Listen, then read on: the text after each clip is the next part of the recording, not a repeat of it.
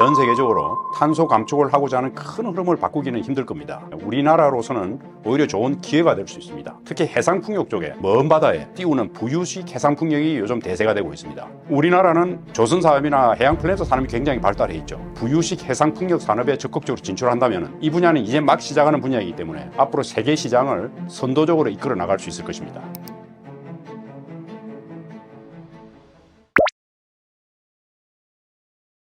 우리가 자연에서 얻어 에너지로 활용하는 것을 1차 에너지라고 하는데 1차 에너지에는 화석에너지인 석유, 천연가스, 석탄이 있으며 화석에너지가 아닌 것으로 재생에너지와 원자력이 있습니다. 1차 에너지의 무려 81%를 차지하는 화석에너지는 이산화탄소를 배출함으로 최대한 줄여야 합니다. 그러므로 탄소 감축을 위해 저탄소 에너지인 재생에너지와 원자력을 늘려야 합니다. 재생에너지는 우리나라와 같이 자원이 없는 국가에서는 모두 수입해야 하는데 재생에너지와 원자력은 자체에서 생산할 수 있는, 즉 에너지 자립도를 높일 수 있는 에너지입니다. 따라서 탄소 감축과 에너지 자립도 향상을 위해서는 둘 다 최대한 늘려야 합니다. 그런데 재생에너지와 원자력은 전기만을 생산하는 에너지입니다. 인류가 사용하는 최종 에너지 중 전기 형태로 사용하는 것은 20%에 불과합니다. 수송연료, 도시가스, 석탄, 석유화학 원료 등 전기 외 에너지가 80%에 달합니다. 재생에너지와 원자력으로 에너지 문제를 해결하겠다 하는데 이는 에너지 상황을 제대로 이해하지 못한 착각에 불과합니다. 전기를 만드는 에너지원으로서 재생에너지와 원자력을 최대한 늘려야겠지만 인류가 필요로 하는 전기 외의 나머지 80% 에너지를 공급하기 위해서는 화석에너지가 꼭 필요하다는 겁니다. 1차 에너지에서 각각의 에너지원이 차지하는 비율을 에너지 믹스라고 하며 전기 생산에서 각각의 에너지원이 차지하는 비율을 전기 믹스라고 합니다. 독일의 재생에너지 비율이 현재 50%이고 2030년에 80%까지 늘리겠다고 하니 독일이 앞으로는 화석에너지를 쓰지 않을 수도 있겠다고 착각하는데 이것은 전력 생산에서의 비율이 80%라는 것이고 독일이 필요로 하는 1차 에너지에서 재생에너지의 비율은 2030년에 여전히 40%에 불과하고 화석에너지가 70%를 차지하는 겁니다. 그래서 전기 믹스와 에너지 믹스 차이점, 그것을 분명히 좀 이해할 필요가 있습니다.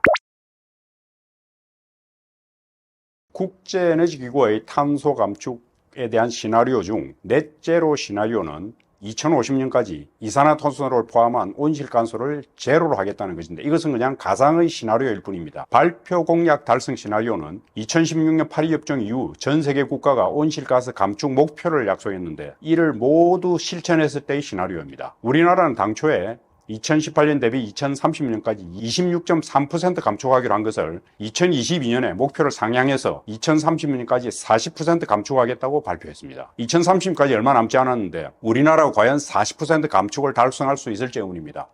많은 국가들이 2030년까지 40% 감축하겠다고 했지만 현재까지 추세를 볼 때 2030년까지 전 세계 이산화탄소 배출은 5% 내지 10% 감축될 것으로 전망되고 있습니다. 중국이 재생에너지를 대폭 확대하여 세계 최대의 재생에너지 생산 국가가 되었지만 늘어나는 에너지 수요를 재생에너지로 충당할 수 없어 화석에너지 수요가 계속 늘고 있으며 심지어 탄소 배출의 주범인 석탄 수요도 늘어나고 있습니다. 유럽 국가에서는 에너지 소비가 줄어들고 재생에너지가 늘어나서 탄소 감축이 실현되고 있지만 중국, 인도, 인도네시아 등 아시아 국가의 경제 성장에 따라 에너지 소비가 빠른 속도로 증가하고 있습니다. 재생에너지 확대로는 늘어나는 에너지 수요를 충당할 수 없어 화석에너지 소비가 늘고 이에 따라 탄소 배출이 쉽게 줄지 않고 있습니다. 에너지 정책에 있어 탄소 감축보다 에너지 안보가 항상 우선이기 때문입니다.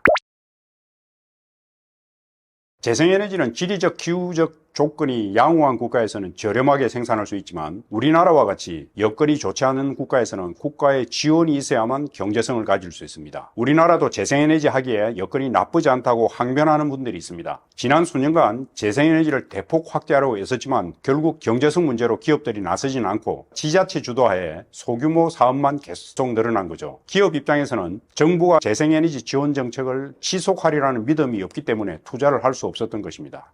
실제로 정권이 교체되고 나서 태양광 산업에 대한 지원이 줄어들어 태양광에 투자했던 수많은 소규모 사업자들이 어려움을 겪고 있는 실정입니다. 우리나라와 같이 재생에너지 여건이 좋지 않은 국가에서는 에너지 정책의 지속 가능성이 사업 추진의 큰 리스크 중의 하나입니다. 재생에너지의 또 하나의 중요한 제약점은 가능성과 경직성입니다. 전력 생산이 지속적이지 못하고 필요할 때 전력을 생산할 수 없는 거죠. 전기 저장 시스템 ESS는 가격이 비싸 발전소급 규모에서는 할 수 없고 재생에너지로 생산한 전기를 국가 전력 계통에 연결해야만 합니다. 그런데 우리나라와 같이 단일 전력 계통인 국가에서는 재생에너지 전기가 대폭 늘어나면 전력계통 안정성에 문제가 생깁니다. 재생에너지를 강조하는 분들이 유럽의 재생에너지 확대를 예를 드는데, 유럽은 유럽 전체 전력망이 연결되어 있고 수력, 원자력, 천연가스, 재생에너지 등 여러 국가에서 다양한 전력원으로 전력을 생산하여 전력 계통에 공급하므로 안정성에 문제가 발생하지 않습니다. 게다가 유럽은 경도상으로 넓게 분포하고 있어 스페인과 그리스가 서로 다른 시간대에 태양광으로 발전하므로 전력 계통에 부하가 생기지 않습니다. 우리나라가 재생에너지를 확대해야 하지만 전력 계통의 안정을 해치지 않는 범위 내에서만 확대 가능하다는 제약이 있습니다.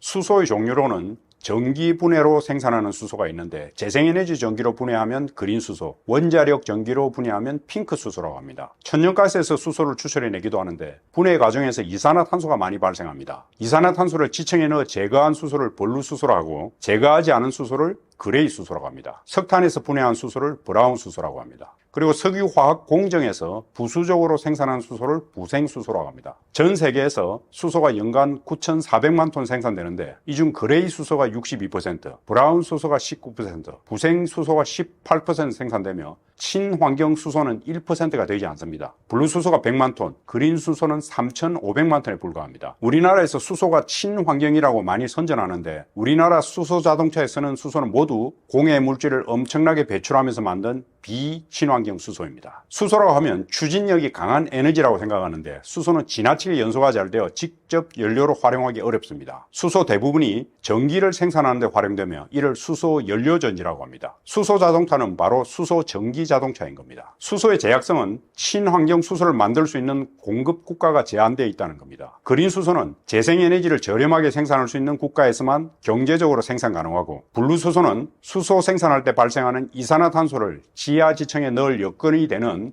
산유국에서나 가능한 겁니다. 그리고 이렇게 만든 수소를 수송해야 되는데, 수소는 천연가스보다 낮은 영하 253도에서 액화됩니다. 수소 액화는 기술적으로는 가능하지만 수송의 비용이 많이 들고, 대량으로 액화 수소를 수송할 수 있는 수송선이 아직 상용화되지 않고 있습니다. 그래서 수소를 질소와 섞어서 암모니아로 만들어 수송하고 있습니다. 그런데 수요처에서 암모니아에서 다시 수소로 분리해야 되는데, 이 공정이 쉽지 않고 워낙 비용이 많이 들어 아직은 암모니아에서 수소 추출하는 것은 상용화되지 않고 있습니다. 그래서 수소를 이용해 만드는 암모니아, 즉 블루 암모니아라고 하는데, 이를 석탄과 혼합하여 석탄 발전의 연료로 활용하기도 합니다. 이런 제약에도 불구하고 수소 사용이 늘어난 이유는 수소가 전기와 달리 저장과 수송이 가능하기 때문입니다. 재생에너지로 아무리 전기를 많이 생산해도 송전선 없이는 송출이 불가능하며, 특히 바다 건너 멀리 있는 국가로 보낼 수가 없습니다. 그래서 호주와 같이 그린 수소와 블루 수소로 수소를 많이 생산할 수 있는 국가가 한국, 일본 등을 대상으로 수소 밸류체인 구성에 매우 적극적으로 나서고 있습니다. 수소가 기술적 한계를 극복하고 앞으로 어느 정도 확대되겠지만 미래의 주 에너지 역할을 할 수는 없습니다. 친환경 에너지에 대해 매우 적극적인 국제에너지기구조차도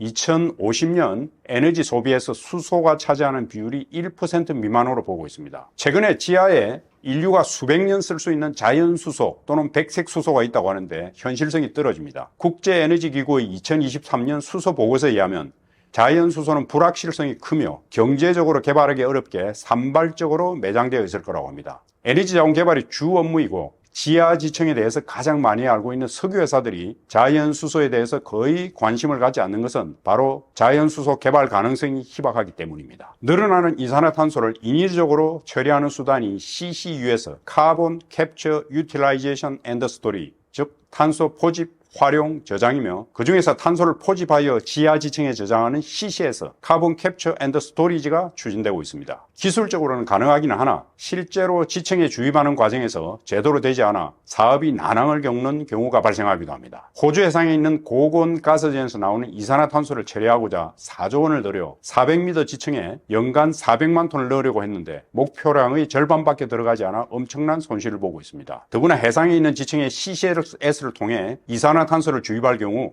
해상에 거대한 시설을 설치해야 됩니다. 불확실성이 높은 시설을 위해 해상에 투자비가 많이 드는 해상 구조물을 설치하는 것은 대단히 위험 부담이 높은 것입니다. 우리나라에서도 CCS를 하겠다고 정부 다부처 사업으로 추진하고 있는데 실효성을 냉정히 따져보고 불필요한 국가 예산이 낭비되지 않도록 각별히 유의해야 할 것입니다. 2023년 기준으로 전 세계 이산화탄소 배출량은 378억 톤인데 현재 CCS로 순수하게 지층에 주입하는 이산화탄소는 1000만 톤으로 0.03%에 불과합니다. 2050년까지 1억 톤 정도를 처리할 것으로 예상되는데 이를 달성한다고 해도 전체 배출량의 0.3%에 불과합니다. CCS를 통해 온실가스 문제를 해결하겠다 하는 것은 구호에 그칠 뿐 실효성이 대단히 낮다는 것을 알아야 합니다. 유럽이나 일본은 이미 에너지 소비가 줄고 있는데 에너지 의존도가 높은 우리나라는 개발도상국과 같은 에너지 소비 형태를 보려 에너지 소비와 전력 소비가 계속 늘고 있습니다. 게다가 반도체 산업, AI 등을 육성하고 있어 앞으로도 전력 수요는 계속 늘어날 것입니다. 우리나라는 원유를 도입하여 석유 제품과 석유 화학 제품을 만들어 수출하므로 원유 소비를 줄이기도 쉽지 않습니다. 우리나라 산업 구조가 탄소 감축을 하기에 아주 불리한 여건입니다. 지금 이제 트럼프가 탄소 감축을 좀 무시하고 화석 에너지를 많이 개발하겠다고 하지만 아마 일시적으로는 조금 탄소 감축의 움직임이 조금 꺾일 수는 있습니다. 그렇지만 전 세계적으로 그 지구 온난화에 대한 위험, 이 걱정 때문에 탄소 감축을 하고자 하는 큰 흐름을 바꾸기는 힘들 겁니다. 그래서 우리나라가 이 재생에너지와 관련되는 태양광, 풍력 이런 산업에 좀 더 적극적으로 진출을 해야 합니다. 그리고 지금은 태양광과 풍력이 중국이 거의 세계 시장을 장악하다시피 하고 있습니다. 그런데 미국이 지금 중국을 많이 견제하고 있기 때문에 우리나라로서는 오히려 좋은 기회가 될 수 있습니다. 특히 그 풍력 쪽에 있어서 특히 해상 풍력 쪽에 연안에는 요즘 이제 풍력이 하기가 좀 쉽지 않아서 해상으로 많이 나가고 있습니다. 그래서 해상 풍력 중에서도 특히 먼 바다에 띄우는 부유식 해상 풍력이 요즘 대세가 되고 있습니다. 우리나라는 조선 사업이나 해양 플랜트 산업이 굉장히 발달해 있죠. 그래서 우리나라 이 해양 플랜트 산업이 부유식 해상 풍력 산업에 적극적으로 진출한다면 이 분야는 이제 막 시작하는 분야이기 때문에 앞으로 세계 시장을 선도적으로 이끌어 나갈 수 있을 것입니다.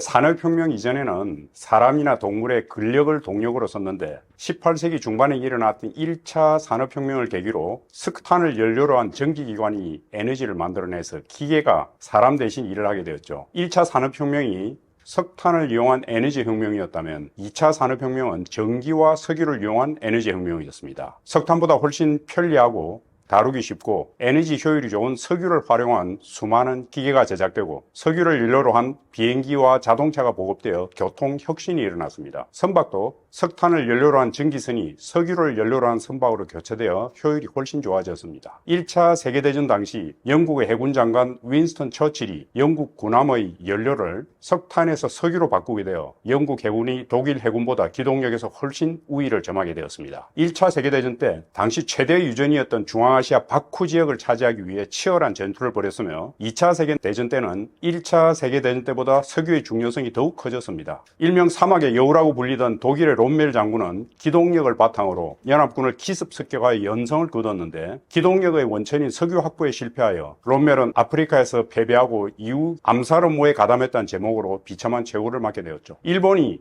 진주만 공격을 시작으로 태평양 전쟁을 일으킨 계기는 바로 일본이 인도네시아 유전을 뺏으려고 그 교두보로 베트남을 침공했으며 이에 미국이 일본의 석유 검수 조치를 취하였기 때문에 진주만 공격을 감행한 것입니다. 2차 세계대전에서 독일과 일본이 패배한 데는 여러 가지 요인이 있지만 전쟁에 꼭 필요한 석유를 충분히 확보하지 못한 것도 중요한 요인 중의 하나였습니다. 미국에서는 1900년도 초에 텍사스 스핀들 탑이라는 대형 유전이 발견된 이후 텍사스를 비롯한 미국 여러 지역에서 수많은 유전이 발견되었습니다. 때마침 헨리 포드가 전기를 이용한 컨베이어를 활용하여 자동차를 대량 생산하게 되어 자동차 산업이 번창하고 자동차 산업을 중심으로 미국에서 철강 산업과 조선 항공 산업이 발달하였고 석유를 연료로 하여 각종 제품을 생산하는 석유화학 산업이 발달하였습니다. 미국에서 석유가 대량 생산됨에 따라 그전에는 세계 여러 열강 중의 하나였던 미국이 그야말로 세계 최대 강국으로 발돋움하게 되었습니다. 미국이 세계 최강 국가가 된 요인으로는 넓은 땅, 개척정신, 일명 멜팅팟이라고 부르는 다양한 문화의 조화 등 여러 가지가 있겠지만 미국의 풍부하게 매장된 자원, 그 중에서 석유가 미국 부의 원천이 되었다고 할 수 있겠습니다. 20세기는 석유의 시대였으며 그 중심에 미국이 있었습니다. 중앙아시아 아제르바이잔 바쿠에서는 오래전부터 석유가 생산되었으며 19세기 중반 미국에서 최초로 근대적 방식의 석유 시추가 개발된 후 바쿠 지역에서도 이 방식으로 대량의 석유가 생산되었습니다. 바쿠에서 석유가 생산되는 것을 보고 여러 국가가 인근에 있는 중동 지역에 관심을 갖게 되었습니다. 영국, 프랑스, 독일 등 유럽 열강 국가와 미국이 진출하여 활발히 석유 탐사를 했습니다. 1900년도 초에 이란을 필두로 이라크와 쿠웨이트의 대형 유전이 발견되고 사우디아라비아에서 세계 최대의 초대형 유전이 발견되었습니다. 1960년 석유 수출국 기구 오펙이 창설되고 1970년대와 1980년대 중동이 두 차례 석유 파동을 일으켜 유가가 급상승했습니다. 이전에는 사막에서 유목민 생활을 하고 양을 키우고 물고기를 잡아 생계를 유지하던 중동이 세계 경제 대국으로 성장하고 국제 정치에서 막강한 영향력을 발휘하게 되었습니다. 남미의 산유국인 베네수엘라가 중심이 되어 중동의 산유국 사우디아라비아, 이라크, 이란, 쿠웨이트 등 5국가가 1960년 오펙을 창설했습니다. 산유국이 영향력을 발휘하려고 오펙을 창설했지만 1960년대와 1970년대 초반까지 석유가 공급 과잉이 되어 유가가 떨어지고 산유국들이 재정 수입을 확보하기 위해 오히려 석유 생산을 경쟁적으로 늘렸습니다. 그래서 오펙 국가들이 단합을 하지 못했습니다. 그러다가 1973년 아랍 국가들과 이스라엘의 전쟁 때 사우디 석유 장관 자키 야마니가 주도하여 오펙이 기습적으로 석유 금수 조치를 단행했습니다. 이를 1차 석유 파동이라고 하는데 당시 3달러였던 유가가 12달러로 급상승했습니다. 그 후 1978년 이슬람 혁명이 일어난 후 이란이 석유 수출 중단을 선언하여 2차 석유 파동이 일어나고 연이어 이라크와 이란 사이에 전쟁이 발발하여 유가가 30달러 이상 치솟았습니다. 불과 5년 만에 국제 유가가 3달러에서 30달러 이상으로 10배 이상 뛰게 되어 전 세계 경제가 휘청거리고 많은 국가가 마이너스 성장을 하게 되어 그야말로 석유 무기화의 위력을 실감하게 되었죠. 러시아의 우크라이나 침공도 자원의 무기화는 아니지만 자원과 밀접한 관계가 있습니다. 러시아와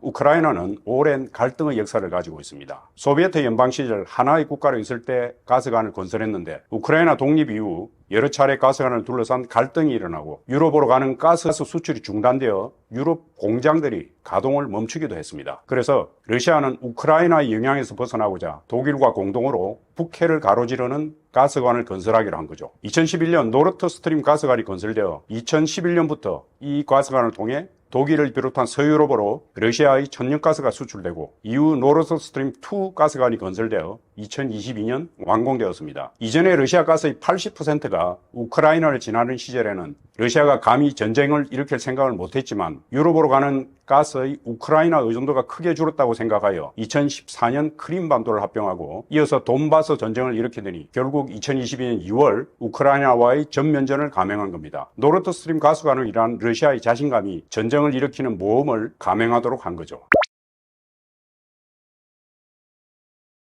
비전통 석유 중에서도 셰일청에서 석유와 가스를 생산하는 미국의 셰일 혁명이 국제 정세에 큰 영향을 미치게 되었습니다. 미국이 지금은 세계 최대 석유 생산국이었지만 동시에 세계 최대의 석유 소비국이어서 1970년대 미국 석유 소비가 전 세계 석유 소비의 30%에 달하 있습니다. 게다가 1970년을 정점으로 미국의 석유 생산이 계속 감소하여 셰일 혁명 직전인 2000년대 중반에 석유 생산은 불과 하루 700만 배럴에 불과했는데 소비는 2천만 배럴에 달해 하루 평균 1,300만 배럴에 달하는 석유를 수입해야만 했습니다. 이에 따라 미국은 석유 수출 국가인 중동 산유국의 눈치를 볼 수밖에 없었으며 페르시아만의 안정이 미국 외교의 최우선 순위가 되었습니다.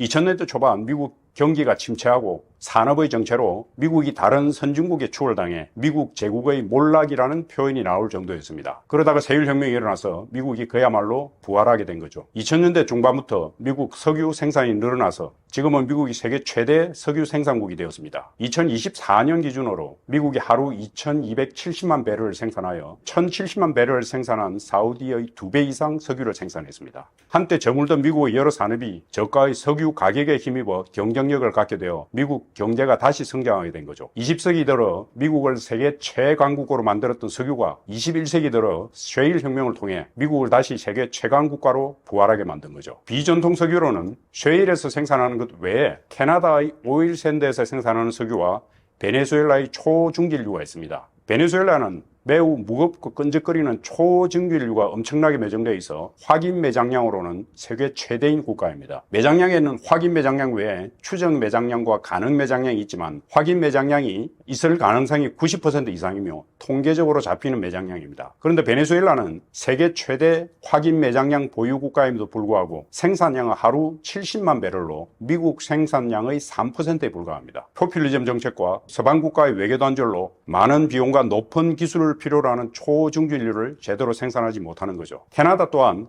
풍부한 오일샌드가 매장되어 있지만 외국으로 수출할 수 있는 통로가 원활하지 못해 송유관을 통해 미국으로 수출하는 것 외에는 거의 수출을 못하고 있습니다. 캐나다와 베네수엘라 같이 잠재력 많은 국가가 현재의 문제점을 극복하고 생산량을 늘릴 수 있다면 세계 석유 강국으로 등장할 수 있게 될 것입니다. 앞으로의 석유의 영향력은 현재 생산량보다 남아있는 매장량에 달려 있습니다. 남아있는 확인 매장량 규모로 미국은 석유가 세계 10위에 그치고 천연가스는 세계 4위지만 매장량 규모로는 러시아의 3분의 1에 불과합니다. 미국이 그래도 앞으로 상당 기간 석유를 많이 생산할 것이어서 중단기적으로는 미국, 러시아, 중동이 석유 패권을 누리겠지만 장기적으로 볼 때 앞으로는 러시아와 중동이 세계 석유 패권을 쥐게 될 것입니다. 그래서 석유를 100% 수입하는 우리나라 입장에서는 러시아와 이란 등 에너지 강국과의 우호관계를 잘 유지해야 합니다. 러시아가 우크라이나를 침략한 이후 서방의 제재로 사할린 사업에서 유럽과 미국 회사들이 철수했지만 일본은 서방의 압력과 러시아의 철수 요구에도 불구하고 사할린2 프로젝트에 계속 남아 있습니다. 일본 바로 위에 있는 사할린으로부터 LNG를 공급받는 에너지 안보가 무엇보다 일본에게 중요했기 때문입니다. 미국이 지금 확인 매장량이 미국이 그렇게 세계적으로 굉장히 그 매장량이 많은 국가는 아닌데 트럼프는 이런 것을 좀 무시하는 것 같아요. 트럼프 입장에서는 확인 매장량이 그렇게 굉장히 많이 남아있지 않지만은 어쨌든 지금 당장 석유 가스를 최대한 많이 생산해서 세계 에너지 패권을 한번 쥐어보겠다 이런 생각을 하고 있는 것 같습니다. 제가 보기에는 트럼프는 어떤 장기적인 에너지 전략이라기보다 지금 당장에 있는 미국의 석유 가스를 최대한 많이 생산하는 게 좋겠다 이렇게 생각하고 조금 장기적인 전략으로 볼 때는 석유 가스를 조금은 세이브하고 또 탄소 감축도 신경을 써야 되는데 우선 일단 석유 가스를 많이 채굴하고 보자 이렇게 생각하는 것 같아요. 에너지 관련해서 제가 세 가지 중요한 점을 좀 강조하고자 합니다. 우선 첫 번째로 아까도 여러 번 얘기했지만은 우리나라가 에너지 최빈국이면서 에너지 과소비국입니다. 그래서 에너지 절약과 에너지 효율화를 최우선적으로 삼아야 합니다. 두 번째로 재생에너지 원자력을 최대한 확대해야 합니다. 탄소 감축과 에너지 자립도를 향상할 수 있는 재생에너지 원자력을 확대해야 되고 마지막으로 재생에너지 원자력을 아무리 확대해도 21세기에는 석유와 천연가스가 주 에너지원이 될 것입니다. 그래서 석유와 에너지의 공급 다변화에 힘쓰고 또 자원 개발에 앞으로 적극적으로 나서야 된다고 생각합니다. 감사합니다.